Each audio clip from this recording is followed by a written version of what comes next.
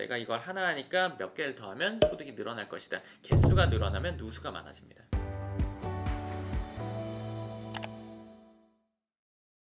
오늘 영상부터는 도와줄 저희 새로운 PD가 와서 같이 영상을 앞으로 찍게 됐습니다. 그래서 그 진행이나 이런 것들을 같이 하기로 했으니까요. 잘 지켜봐 주시기 바라겠습니다. 자, 오늘 주제가 뭐지? 최근에 강남구에서 이뤄졌던 3개월 동안 건물이 매매됐던 자료를 저희가 위치별, 주소별, 그리고 금액별, 평당가, 건물 연면적당 이런 것들을 다 분석해서 자료를 만들어 놨습니다. 그래서 그 자료가 필요하신 분들, 건물을 사려고 하는 분들은 그 자료 한번 보시면 도움이 되실 거예요. 그 자료가 필요하신 분은요, 연금형 부동산 연구소 카페 공지글에 보시면 제가 그 자료를 올려놨으니까 다운받아 보시면 도움 될 것 같습니다.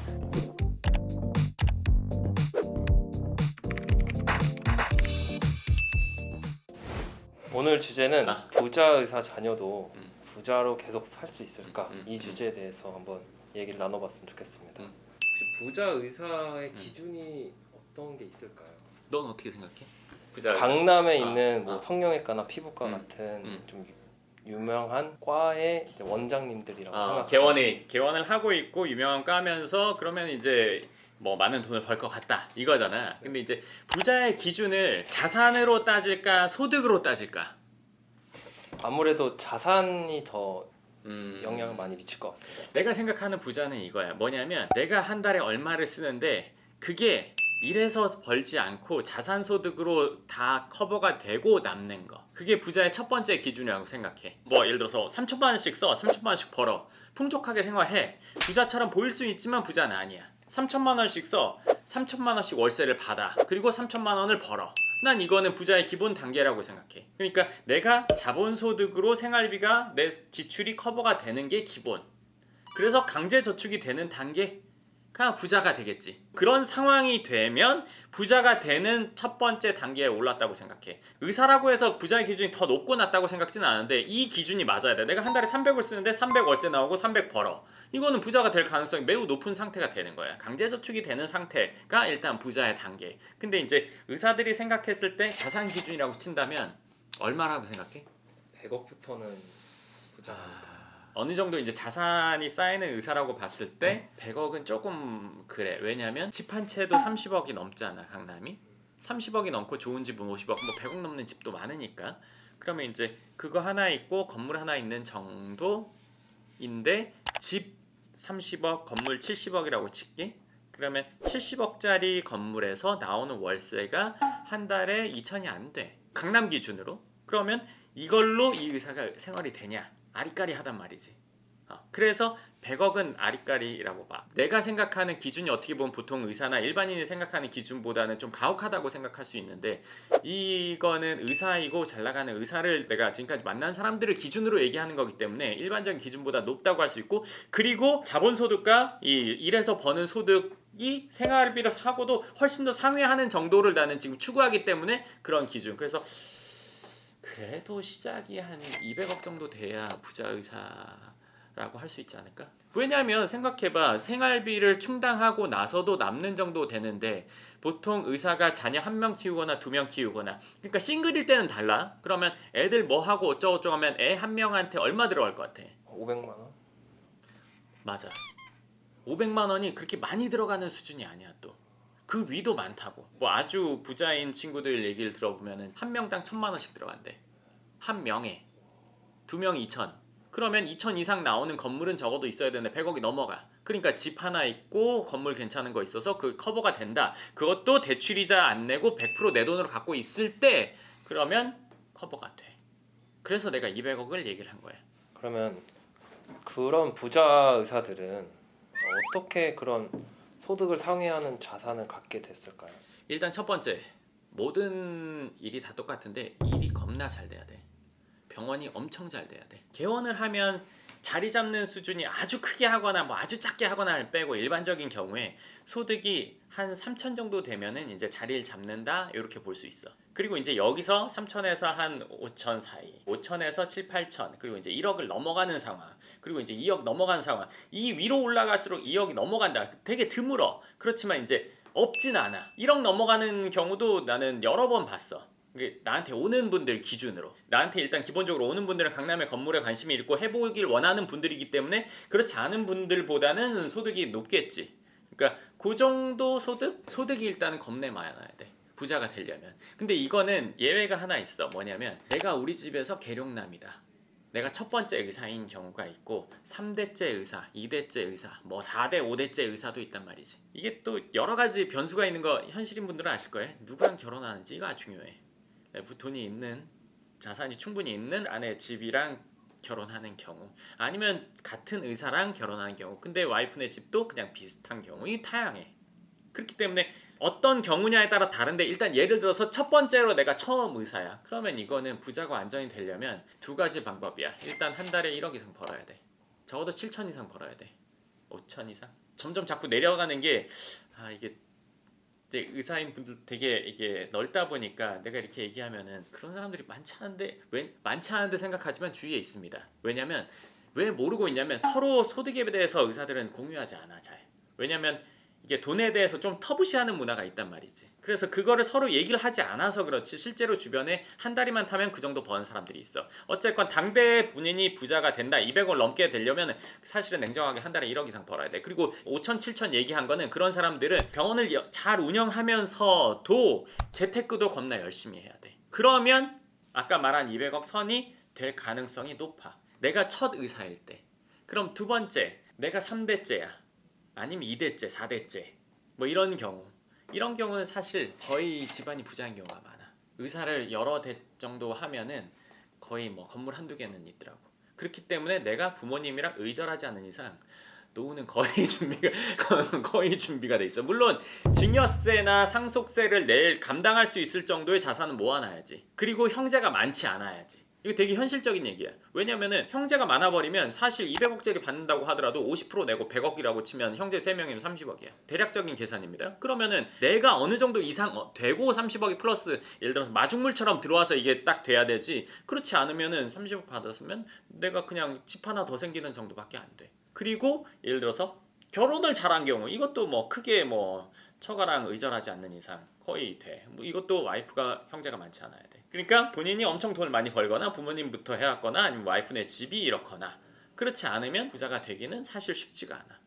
근데 그러면 200억 이상의 그런 부자 의사분들도 제 기준에서는 굉장히 행복하고 고민이 없으실 것 같은데 그분들이 갖고 있는 고민이 있을까요? 보통 이제 우리가 경제적인 문제가 해결되면 그 외에 자녀 문제에 신경을 쓰지. 얘가 이제 공부를 잘해서 어떻게 됐으면 좋겠는데, 그리고 의사 집안에 거의 의사가 되길 거의 다 바라더라고 내가 보면. 왜냐면 본인 삶의 만족도가 괜찮아. 왜냐면 소득도 그렇고 사회적인 대우도 그렇고 인식도 좋고, 그렇기 때문에 자녀가 공부를 잘해서 이렇게 됐으면 좋겠다고 생각을 해서 교육비가 많이 나가지. 그러면 그분들도 이제 자녀 문제나 뭐 이런 문제에 고민이 많다고 하셨는데 200억을 갖고 있는 의사들도 자녀들이 있을 때 분할하고 뭐 증여세 납부하면 자녀들도 자기 본인처럼 살 수 없다는 거를 알고 있을 것 같아요. 그런 과연 그 자녀들도 부모님 세대처럼 살기 위해서는 어떤 노력을 이게 부모님의 노력? 네. 그건 자녀의 노력이어야 돼. 자녀. 본인이 노력을 해야 돼. 그 당사자가. 근데 이게 보면은 부모님이 부자인 경우 뭐 당연히 어떻게 보면 둘 중에 하나야. 본인도 부자로 살거나 아니면 힘들어지거나. 중간은 잘 못 본 것 같아. 예전에 내가 알던 분이 상당히 부자였는데 그분도 70대가 넘었는데 그분이 하는 말이 자녀가 직장인인 사람이 제일 부럽대. 누가 직장인 아들이 있으면 걔를 부러워한대 다. 왜일까? 진짜 사실로 얘기해주면 직장인들은 정해진 소득이 있잖아. 그러니까 도와주려면 걔네들 생활비 주고 애들 교육비만 주면 된대.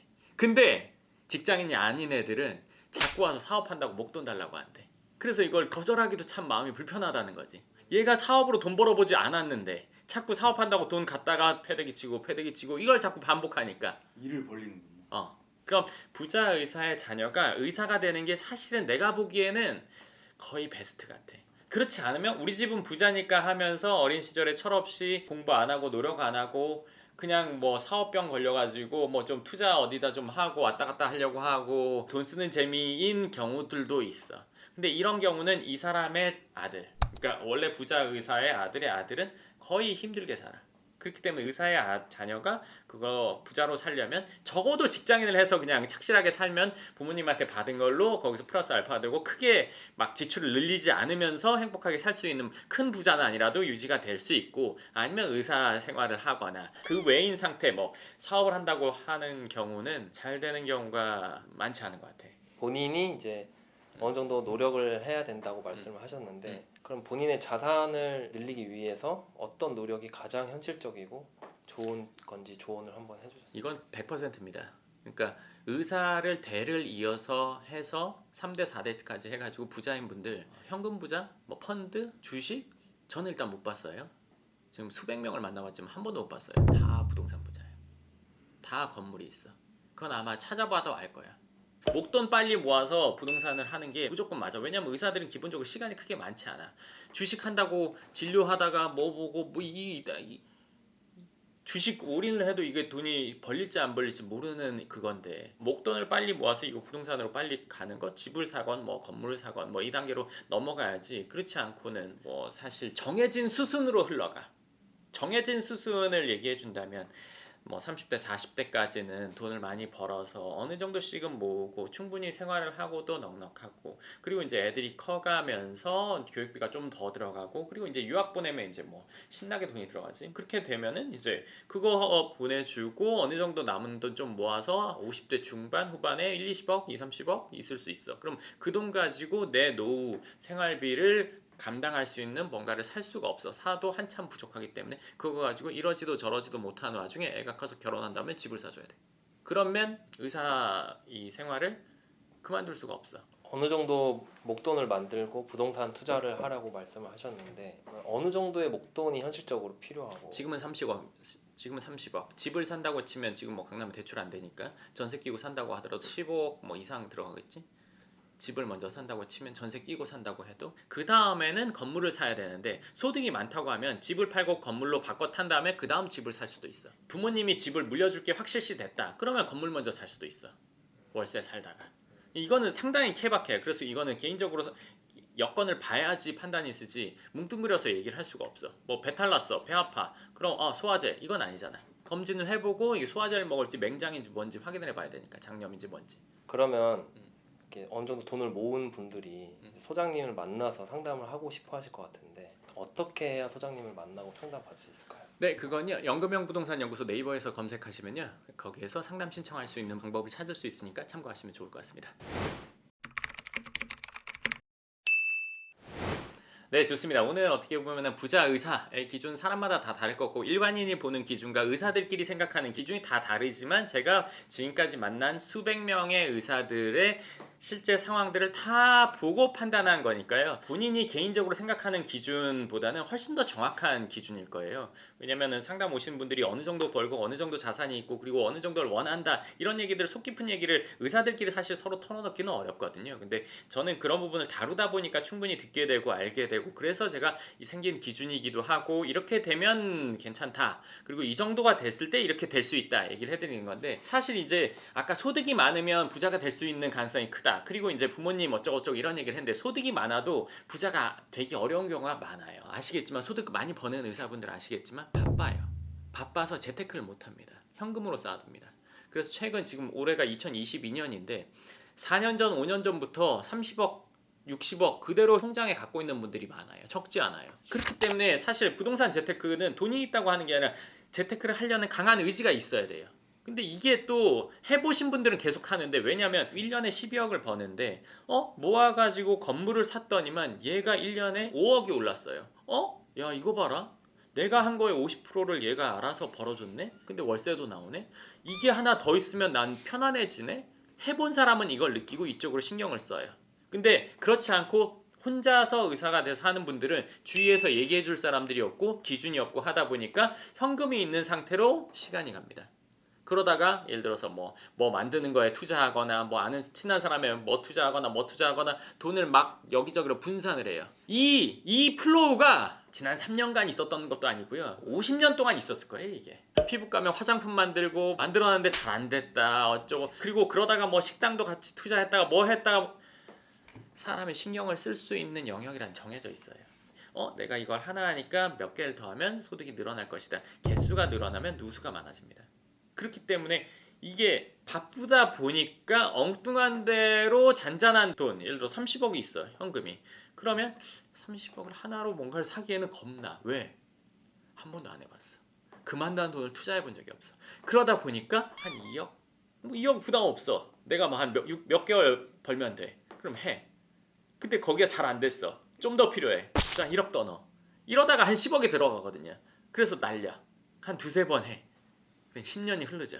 이 플로우를 타면 이제 아까 말한 그 단계에 이르기가 힘들고 우리 자녀들은 이제 의사가 되면 본인이 다시 처음부터 스타트. 제가 이걸 왜 하냐면 의사인 분들의 자녀분들이 상담 오는 경우가 더 많단 말이에요. 이미 30대, 40대, 50대인 분들, 부모님이 의사인 분들의 자녀분들 많이 와요. 근데 그분들이 의사가 아닌 경우도 많단 말이에요. 근데 부모님이 자산이 어느 정도 있어. 근데 물려주는데 여기는 능력이 사실 크게 많지 않아 가지고 받아도 그냥 적정한 정도? 그럼 참 사실 아깝잖아요. 노력해서 만든 이 자산이 더 커지고 내 자녀 때, 손자 때 우리 대가 넓게 깊게 오래 잘 살았으면 좋잖아요. 그걸 원하는 거잖아요. 우리가 노력하는 게 내가 먹고만 잘 살기 원한다면 많은 돈이 사실 크게 필요가 없잖아요. 그래도 필요하다고 생각하긴 하는데 그렇기 때문에 이게 잘 유지되고 더 확장되게 하기 위해서는 본인이 그 부자 의사의 스타트를 끊던가 시작을 하던가 아니면 우리 자녀가 그냥 그때부터 혼자 하게 놔두든가 이 둘 중에 하나인데 이왕이면 내가 스타트하는 게 낫죠. 그리고 부모님이 그랬다면 내가 받아서 이거를 더 키워서 자녀들이 편안하게 우리 대가 쭉 이어질 수 있도록 하면 훨씬 더 좋지 않을까요? 그런 의미에서 오늘 내용을 이야기해봤습니다. 네, 그럼 오늘 영상 여기까지 하도록 하고요. 또 다음번 영상에서 뵙도록 하겠습니다. 감사합니다.